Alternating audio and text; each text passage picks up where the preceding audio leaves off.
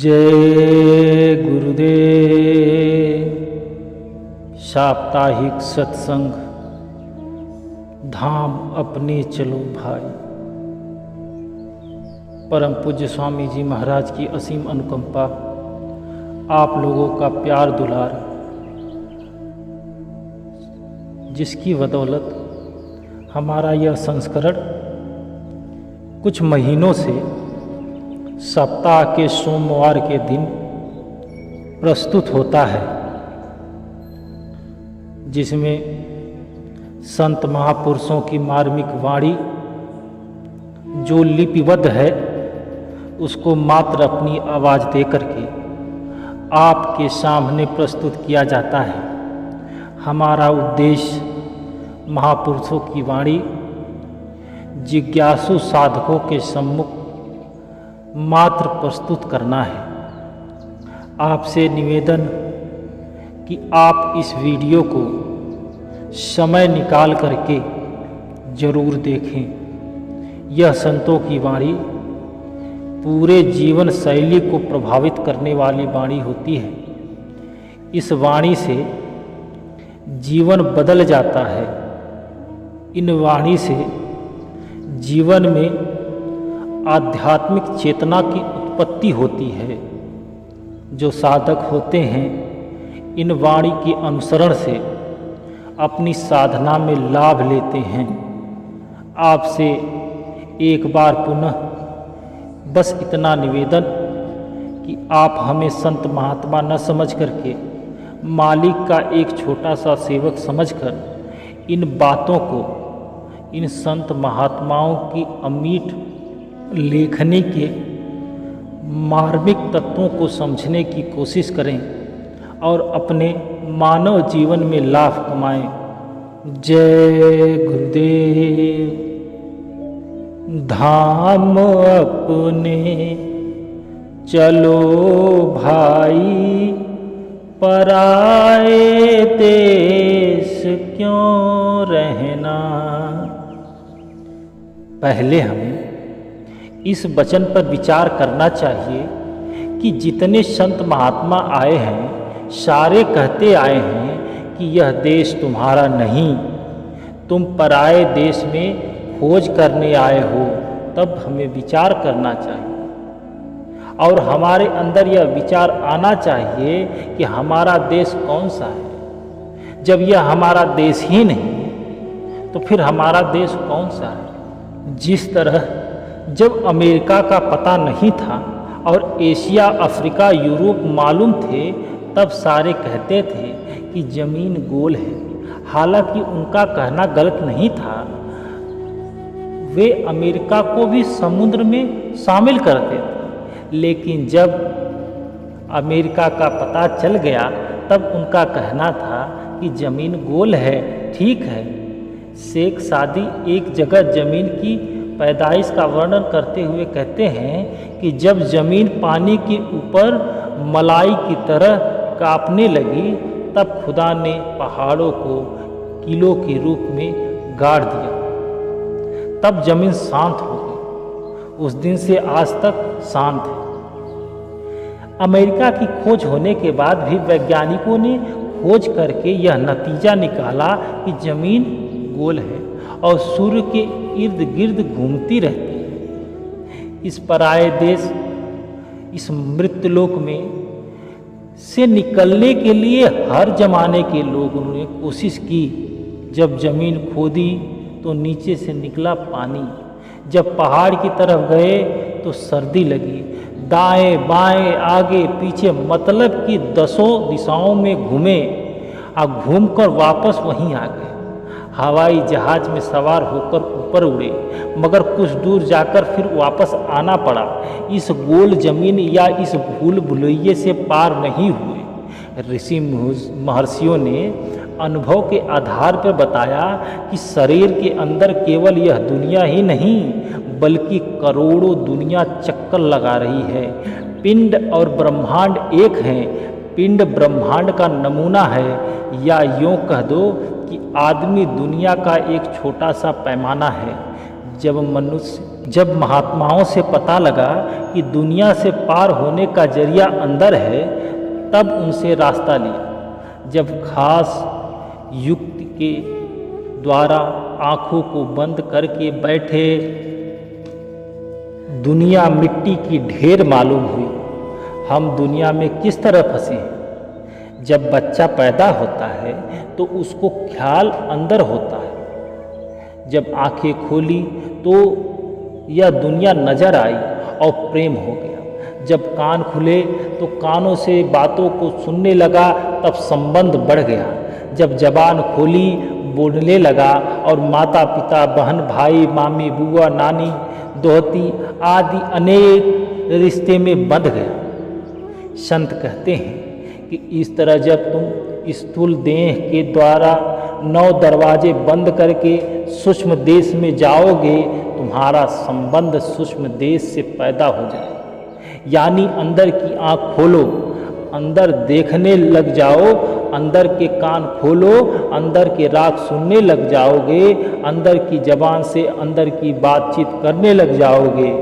सूक्ष्म देश, सहस्रदल कमल जिसे कहते हैं, इसके आगे ब्रह्म का देश है। जब ब्रह्म के देश में जाओगे, तुम्हारा संबंध ब्रह्म से पैदा हो गया। जब ब्रह्म के देश की सैर करते हुए पार ब्रह्म में जाओगे, तुम्हारा संबंध पार ब्रह्म से हो गया। इस तरह जब पार ब्रह्म के देश की सैर करके सचखंड में जाओगे, तो तुम्हारा सचखंड से संबंध हो गया। अब या तो आत्मा है या परमात्मा, यह बूंद है, इसको समुद्र से मिला करके समुद्र बना दो। सचखंड जाने के लिए शरीर के स्थूल जलखाने से निकलने की जरूरत है। जब हम स्थूल से निकलकर सूक्ष्म में आएंगे, फिर सूक्ष्म से निकलकर कारण में आएंगे, और कारण से निकल के सचखंड में आएंगे, तब जन्म सफल हो जाएगा। हम अपने अपने पेशे के जातियां और कौमों को बना करके फंसे हुए। अगर लोहे का काम किया तो हमने अपना नाम लुहार रख दिया, अगर सोने का काम किया तो सुनार रख दिया, अगर बर्तन का काम किया तो कुम्हार रख दिया। असल में हमारी न कोई कौम है न मजहब। इसलिए संत कहते हैं कि तुम न कौम को छोड़ो न मजहब को छोड़ो, बल्कि अपने कौम, मजहब और बाल बच्चों में रहते हुए गुरु की हिदायत के अनुसार नाम की कमाई करते हुए अंदर का पर्दा खोल लो। हर मंजिल पर तुम्हारे साथ वह सद्गुरु है,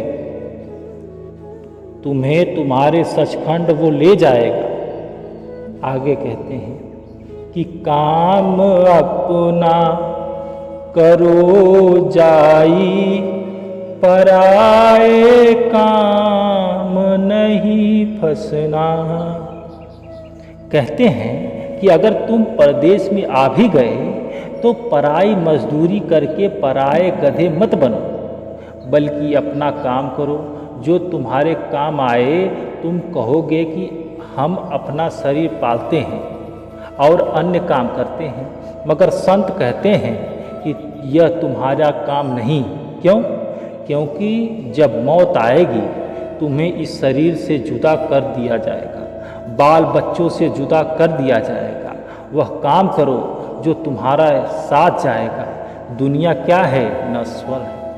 यह दुनिया की कोई भी चीज़ तुम्हारे साथ नहीं जाएगी। इसका क्या मतलब? कि यह दुनिया छोड़ देनी है हमें, बल्कि दुनिया में अपनी अपनी कौम मजहब में रहकर पर्दा खोलना है हमें। शांति से गुजारा करना है। तुम्हारा अपना काम भजन, ध्यान, सुमिरन है। मन इंद्रियों से छुटकारा पाना है, शांति प्रेम हासिल करना है। सिवाय भजन सुमिरन के सारा काम पराया है। अब सवाल पैदा होता है कि ध्यान, सुमिरन, भजन किस तरह करें? भजन बंदगी तो सारी दुनिया करती है। फिर आगे कहते हैं कि नाम गुरु का संभाले चल, यही है दाम घट बदना।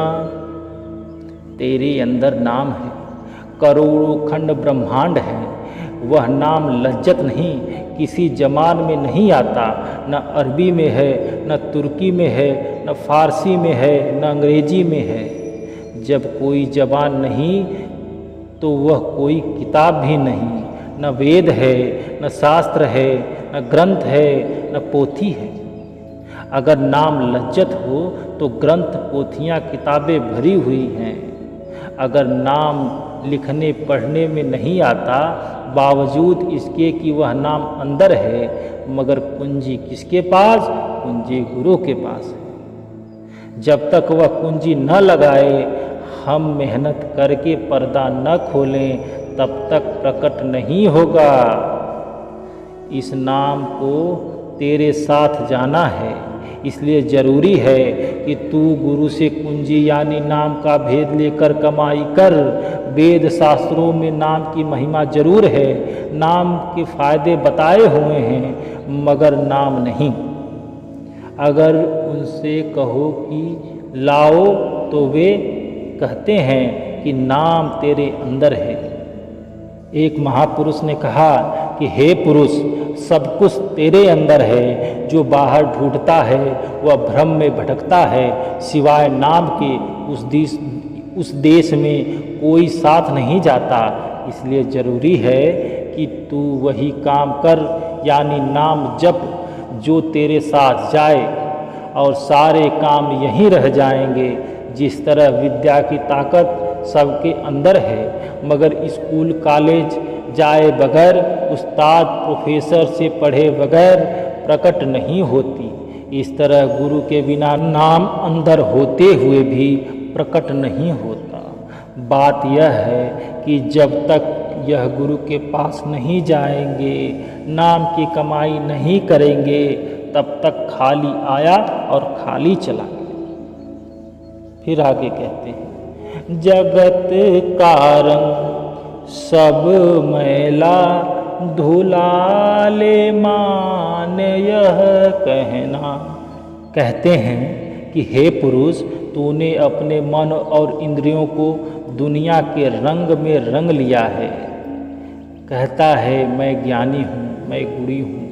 ये रंग नस्वान है, मैले हैं। जिस दिन तू मर जाएगा यह सारे रंग उतर जाएंगे, इसलिए यह रंग जिंदगी में ही छोड़ दे। इनकी मोहब्बत को दिल से ढो डाल। फिर कहते हैं कि भोग संसार कोई दिन के सहज में त्यागते चलना। तेरे मन और इंद्रियां शराबों, कबाबों, विषय विकारों, दुनिया की लज्जतों और अन्य भोगों के आशिक हैं। कहते हैं अगर अंदर जाना है तो आहिस्ता आहिस्ता मन और इंद्रियों की लज्जत को छोड़ दो, आत्मा को निर्मल कर लो और अपने मन को अंदर ले जाने वाले रूहानी मंडलों को चढ़ने के लिए तैयार हो जाओ। जैसे जैसे नाम की कमाई करोगे, मन निर्मल होता चला जाएगा। फिर कहते हैं कि शरण सतगुरु गहो दृढ़ कर, करो यह काज पिल रहना। कहते हैं कि मन और आत्मा को दुनिया के संबंधों से अलग करके सतगुरु की शरण में लाओ। अब पहले यह समझना जरूरी है कि सतगुरु कौन है, कहाँ से आता है और क्या करता है, क्योंकि हमें उसकी शरण लेनी है। संत भी हमें अंधविश्वास में नहीं बांधते, वे कुलमालिक का रूप होते हैं, सचखंड से आते हैं और हमें नाम की बख्शीश दे करके अपने देश ले जाते हैं। वे कहते हैं चलो ऊपर, हम तुम्हारे साथ हैं। जब तक हम देह में बैठे हैं, सतगुरु भी हमारी तरह देह में बैठा है, हमारी तरह कुटुंब परिवार में रहता है और हमारी तरह कौम मजहब वाला है। लेकिन यह सब कुछ होते हुए भी इनमें निर्लिप्त नहीं रहता। लेकिन यह शरीर न तो शिष्य का रूप और न गुरु का रूप, यह हमेशा के लिए नहीं रहेगा। शिष्य का असली रूप क्या है? सुरत। और सतगुरु का असली रूप क्या है? शब्द। असल रूप देखने के लिए कमाई की ज़रूरत है। जब तक हम सतगुरु की शरण में नहीं जाएंगे, वे क्या कहते हैं इसको कैसे जानेंगे? सतगुरु कहते हैं कि 9 दरवाज़ा छोड़कर 10वीं गली में आ। जब उसकी हिदायत के अनुसार कमाई करके ऊपर चढ़ें तब हमारा रूप सूक्ष्म हो गया और सतगुरु का रूप नूरी। जब ब्रह्म में गए तो हमारा रूप कारण और सतगुरु का रूप शब्द। जब पार ब्रह्म में गए तब मन माया तीनों गुण 25 प्रकृति सारे गिलाफ उतर गए और आत्मा नंगी हो गई। उस वक्त कहती है कि मैं आत्मा हूँ, न काली न गोरी न पीली न हरी। आत्मा का हिसाब ही क्या है, यह ला बयान है। वहाँ उसका अपना नूर 12 सूर्य का है, यहाँ पर्दे में लिपटी हुई है। यह सतनाम के देश की बूंद है। वहाँ पहुंचकर इसे होश आया कि मैं क्या हूँ। अब इसे न तो अपने आप की खबर है न सतगुरु की। जिस तरह शिक्षक MA है और विद्यार्थी पहली कक्षा में पढ़ता है, विद्यार्थियों को क्या पता कि MA किसे कहते हैं। इसी तरह जब तुम सतगुरु के पास जाओ, उसकी हिदायत के अनुसार कमाई करो, तब पता लगेगा कि सतगुरु की ताकत क्या है और सतगुरु असलियत में है क्या। परमार्थ कमाने के 2 साधन हैं, एक कमाई करना, दूसरा शरण लेना। रात को जागना, कम खाना और नाम की कमाई करना कोई आसान काम नहीं है। शरण लेनी बड़ी मुश्किल चीज़ होती है। शरण ले ली, उसका भजन सुमरन हो गया, समझ लो। जब शिष्य सतगुरु की शरण में आ गया फिर वापस न जाए। महात्मा ने कहा कि जैसे आए वापस नहीं गए। हर की दरकानी नमक रफत नमक सूद।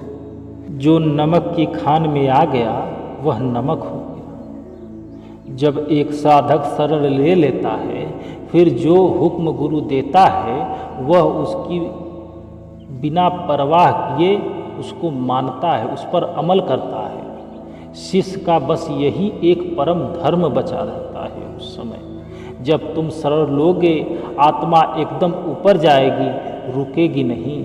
मगर मन शरण नहीं लेने देता। हमारे कई सत्संगी हाय हाय करते हैं कि 20 साल हो गए, अंदर रोशनी नहीं देखी। उनमें क्या कसर रह गई? उनमें शरण लेने की कसर रह गई। जब भजन में बैठो, अगर मन बाहर नदी पहाड़ों में दौड़ता है तो यह शरण नहीं। जब यह संकल्प विकल्प उठते हैं और दुनिया के विचार आते हैं तब तक शरण झूठी है। आगे कहते हैं कि सूरत मन थाम अब घट में पकड़ धुन ध्यान धर गगना। कहते हैं कि जब 9 दरवाज़ों में आत्मा को समेटकर ऊपर ले जाओगे, यह देश तुम्हारे लिए नष्ट हो जाएगा। वह रोशनी है, फिर सूरज चंद्रमा और सितारे दिखेंगे। वह गुरुबाणी जो हो रही है, जिसको वेद नाद ऋषि मुनि आकाशवाणी कहते हैं, उसके साथ जुड़कर जन्म मरण समाप्त करना है। आत्मा जन्मों जन्मों से मैली होती आई है। इस पर अनेक पर्दे चढ़े हुए हैं। भजन सुमिरन करके इन पर्दों को हटाकर और मैल को धोना है। जब तुम्हारा काम खत्म हो जाएगा तब तुम उस परमात्मा के हो जाओगे। हमारी आत्मा शरीर के रोम रोम से मैली है। जब यह सचखंड में उतरकर आँखों तक आई तब संसार को देखा। जब जबान तक आई तब जबान से बात की। इस तरह जब पैरों में आई तब चलने फिरने लगी और फंस गई। इससे आज़ाद होने का तरीका नाम की कमाई है। जब तुम नाम की कमाई करोगे तुम्हारे अंदर प्यारी से प्यारी राग रागनियाँ और कलामे इलाही जो हो रही है उसके कशिश हैं वे प्रकट हो जाएंगी और तुम्हारी आत्मा को खींचकर ऊपर ले जाएंगी। जब भजन बंदगी नहीं करोगे तो गुरु क्या करेगा? जिस तरह लड़का आगे पढ़े नहीं तो वह BA MA तो नहीं हो सकता। यह प्रेम की चीज़ है, जो प्रेम करे ले ले। कबीर साहब कहते हैं, प्रेम न बाड़ी उपजे, प्रेम न हाट बिकाए, राजा प्रजा जेहि रुचे, शीश दे ले जाए। प्रेम खेतों में नहीं उगता, दुकानों पर नहीं बिकता। जो लेना चाहे शीश की भेंट देकर ले जाए। आगे कहते हैं कि फंसे तुम जाल में भारी, बिना इस युक्ति नहीं खुलना। हम करोड़ों युगों से इस दुनिया के जेल खाने में कैद हैं। यहाँ से निकलने की सारे संसार की एक ही युक्ति है। जबकि ऋषि मुनियों ने यहाँ से निकलने के लिए बहुत कोशिश की, वेदांत वालों ने भी बहुत जोर लगाया, मगर कामयाब नहीं हो सके। वे कहते हैं कि 5 कोश हैं जिनमें आत्मा को आज़ाद होना है। पहला अनन्य कोश, दूसरा प्राणायाम कोश, तीसरा मनोमय कोश, चौथा विज्ञानमय कोश और 5वां आनंदमय कोश। पहले 2 कोश अनन्यमय कोश और प्राणमय कोश स्थूल शरीर में आ गए। तीसरा और चौथा मनोमय कोश और विज्ञानमय कोश सूक्ष्म शरीर में है। 5वां आनंदमय कोश बारीकी से बारीकी पर्दा है, जिसका कारण शरीर के जरिए ब्रह्म में जाकर पता लगाता है। संतों ने पहले 4 कोशों का जिक्र करके केवल 5वें आनंदमय कोश को लिया है। पहले 4 कोशों के जो साधक हैं उनको खालिस विशुद्ध रूहानियत से कोई संबंध नहीं है। हाँ, शरीर जरूर स्वस्थ रहता है। पहला अनन्यमय कोश आजकल प्राण अनाज में है। तीर्थों पर जाना, स्नान करना, फूल फल खाना, ताज़ा हवा लेना, इससे शरीर को ताकत मिलती है। दूसरा प्राणायाम कोश, प्राणायाम कोश करना, मुद्रा वगैरह करना है। इसमें शरीर बलवान रहता है, आदमी हवा में उड़ने लगता है। जब ऋषि महर्षियों ने रिद्धियाँ सिद्धियाँ प्राप्त की मगर मन शांत नहीं हुआ। तीसरा मनोमय कोश, मन को खड़ा करना। इसमें भी रिद्धियाँ सिद्धियाँ शक्तियाँ आ जाती हैं मगर मन शांत नहीं। चौथा विज्ञानमय कोश, ग्रंथ पोथियाँ किताबों आदि को याद कर लेना। इन चारों में अंदर शांति नहीं। वहाँ आनंदमय कोश, इसमें शांति है। सो संत क्या कहते हैं कि चारों को छोड़ दो और 5वें आनंदमय कोश को रख लो। यह सीधा रास्ता है और संत मत से मिलता है। जो इस कैद खाने से आज़ाद होना चाहता है उसको चाहिए कि वह अपनी सूरत को शब्द के साथ जोड़ दे। यह आसान से आसान तरीका है। सारे संसार से पार होने का इससे आसान और कोई साधन नहीं। इसमें न कौम छोड़नी है न मजहब, इसलिए इसको सहज योग कहते हैं। यही मुसलमान फ़कीरों ने लिया है और यही अन्य महात्माओं ने लिया है। आगे फिर कहते हैं कि गुरु अब दया कर कहते, मान यह बात चित धरना। गुरु परोपकारी होता है, उसको हमसे कोई स्वार्थ नहीं। हम जन्मों जन्मों से इस जेल खाने में फंसे हुए हैं। हमको वह निकालने का प्रयास करते हैं। वह चाहते हैं कि इसको न केवल गुरु भक्ति करवाकर इस जेल खाने से आज़ाद कर दूं, बल्कि मालिक के देश में पहुंचा दूं। वह न किसी का मजहब छोड़ाते हैं, न नया बनाते हैं और न ही किसी की पाई पैसा लेते हैं, बल्कि मुफ्त का नौकर है। अगर हम उसका भी कहना नहीं माने, उसके वचनों पर यकीन नहीं करें तो हम और हमारे कर्म खोटे हैं। एक जाट बाजार में सौदा लेने गया। दुकानदार ने सौदा दे दिया मगर वह पैसे लेना भूल गया। जाट ने सोचा कि दुकानदार ने अभी भी कुछ कमाया होगा। इस तरह गर्मी का मौसम था। एक कश्मीरी धूप में बैठा हुआ था। किसी भले मानस ने कहा कि धूप में बैठा हुआ है, छाया में आ जाता तो कहता है क्या दोगे। यही हालत हमारा है। फिर आगे कहते हैं, भटक में क्यों उम्र खोते, कहीं नहीं ठीक तुम लगना। संत कहते हैं कि बाहर नदियों पहाड़ों में ग्रंथ पोथियों में जो समय लगाएगा वह व्यर्थ जाएगा। इसलिए बाहर भटकने में उम्र न गंवाकर बल्कि अंदर आ पर्दा खोल, तसल्ली जब हो जाएगी अंदर जाकर उस परमात्मा से मिलने लगोगे। फिर कहते हैं, बसो तुम आए नयनन में, सिमट कर एक यह होना। कितना आसान तरीका है। कहते हैं कुछ न करो, सिर्फ अपने ख्याल को यहाँ दोनों आँखों के बीच में रखो। हमारी आत्मा 3 हालात में रहती है, जागृत, स्वप्न, नींद या गहरी नींद। जागृत अवस्था में हमारी आत्मा आँखों के पीछे रहती है। किसी अंधे को आवाज़ दो तो वह दोनों कानों के बीच में ख्याल रखकर कहेगा कौन है भाई। स्वप्न में आत्मा कंठ में रहती है। कायदा यह है कि लंप से जितनी दूर जाओगे अंधेरा बढ़ता जाएगा। यही बात है कि स्वप्न में पूरी बातचीत नहीं होती। यदि सिर है तो पैर नहीं, अगर पैर है तो सिर नहीं, क्योंकि आत्मा अपना पूरा काम नहीं करती या नहीं कर सकती। जब गहरी नींद होती है तब आत्मा हृदय में होती है।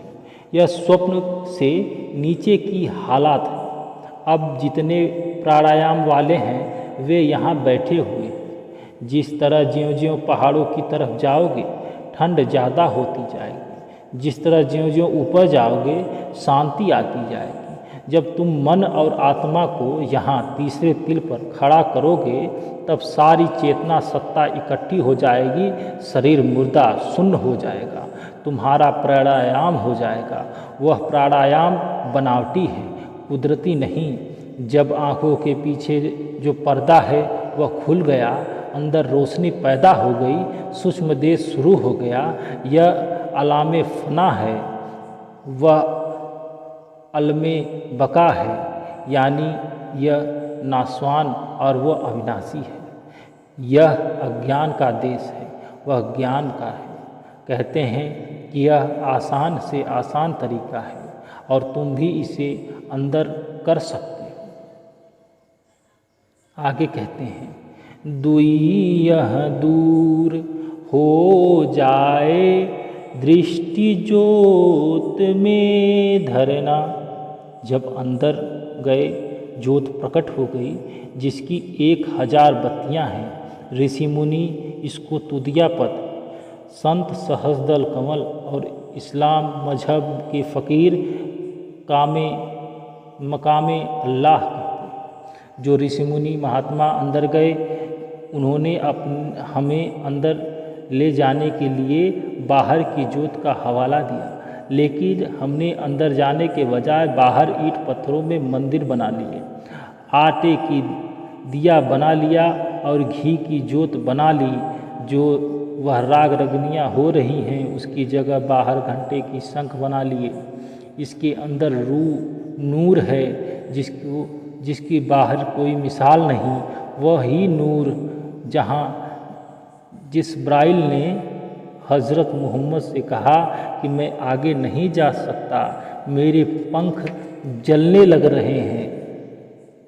फिर आगे कहा उन्होंने, श्याम तज से को गहना, सूरत को तान धुन सुनना। आत्मा सहस्रदल कमल में आ गए। यहाँ 3 रास्ते हैं। जब जोत में पहुँचे वहाँ एक बारीक से बारीक रास्ता है, उसको तय करके आगे मैदान आता है जिसमें श्याम कहते हैं। उस मैदान से आगे श्वेत का रास्ता है। ये इशारे हैं, वर्णन नहीं। ज्यों ज्यों अंदर जाओगे तुम्हें यह अनुभव होता जाएगा। जिस तरह निशानेबाज बंदूक के सामने जिस तरह अपनी आँख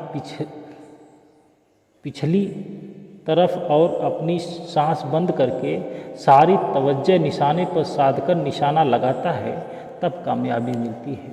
इसी तरह तुम भी प्यार, प्रेम और पूरी सावधानी से आत्मा को यहाँ जोड़ दो। यह कोई आसान तरीका नहीं, यह कोई आसान काम नहीं, बल्कि मेहनत का भी काम। आगे कहते हैं, बंक के द्वार धस बैठो, तिरकुटी जाय कर लेना।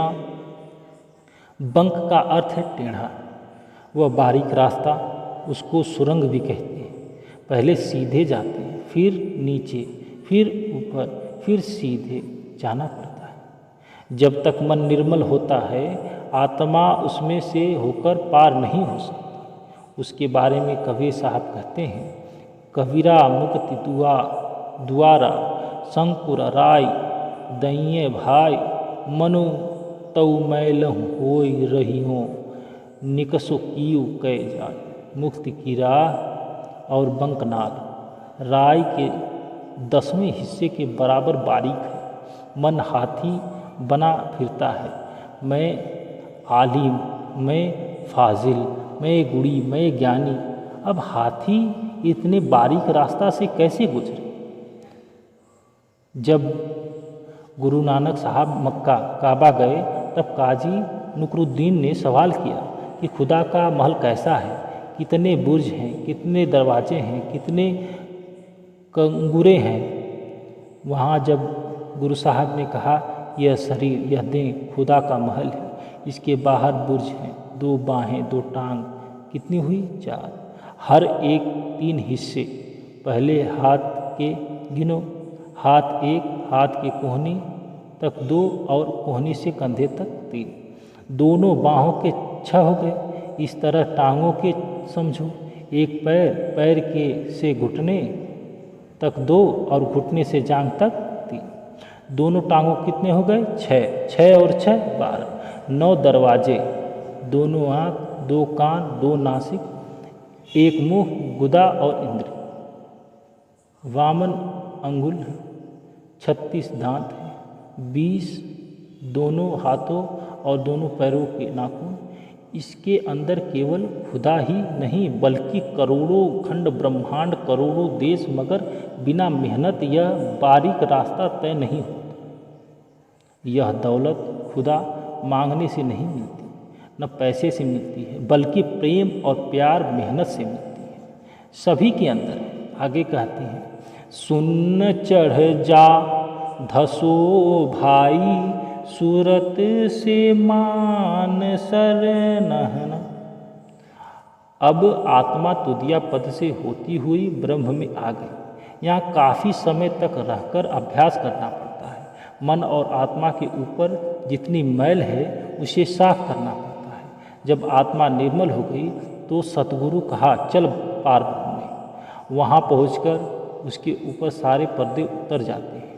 अब आत्मा नंगी हो गई। जिस तरह एक बड़ा चमकदार गैस का लैंप होता है, उसके ऊपर 30-40 टाट पर्दे चढ़ा देते हैं। जिस कमरे में ले जाओ अंधेरा रहता है, ज्यों-ज्यों पर्दे उतारते जाओ रोशनी होती जाएगी। जब सारे पर्दे उतर जाएंगे, लैंप पूरी तरह रोशनी देता है। आत्मा तो आत्मा है, इसकी अपनी रोशनी 12 सूर्य की है, मगर जहाँ पर्दे ने इसके नूर को ढका हुआ है। जिस तीर्थ में नहाकर पर्दे दूर होते हैं वह पार ब्रह्म में है। गुरु नानक देव जी उसको अमृतसर कहते हैं, कबीर साहब मानसरोवर कहते हैं। वह सच्चा तीर्थ है और हिंदू, मुसलमान, सिख, ईसाइयों और सभी के अंदर है। उसमें नहाकर जन्म जन्मों के पाप उतर जाते हैं। बाहर के तीर्थ पापों की मैल नहीं उतार सकते। जब सच्चे अमृतसर में स्नान करोगे कर्मों का सारा हिसाब जल जाएगा। फिर चाहे इस दुनिया में रहो चाहे उस दुनिया में, पूरी आज़ादी है। बाहर शरीर स्नान करता है, वहाँ आत्मा का स्नान होता है, क्योंकि शरीर तो नीचे रह गया, वहाँ केवल आत्मा रहती है। आगे कहते हैं महासुन चौक अधियारा, जहाँ से जा गुफा बसना। आगे महाशून्य का देश आ गया। इसको मुसलमान फ़कीर जुल्मात का तबका कहते हैं। वहाँ इतना अंधेरा है कि पार ब्रह्म में स्नान करके बावजूद सारे पर्दे उतारकर आत्मा को रोशनी 12 सूर्य की हो चुकी है, फिर भी वहाँ एक कदम नहीं चल सकते। वहाँ इसकी रोशनी एक लैंप के बराबर मालूम होती है। इसको महाशून्य के अंधेरे को सतगुरु के नूर से पार करना पड़ता है। वहाँ की रहने वाली आत्माएं अपनी अपनी रोशनी के आश्रय काम करती हैं, लेकिन उस जुल्मात घोर अंधेरे को पार कर नहीं सकती। जब गुरु की कृपा उस अंधेरों को पार करके भंवर गुफा यानी सोहम के देश में आ गई, तब उसको पता लगा कि मैं सतनाम के समुद्र की बूंद हूँ।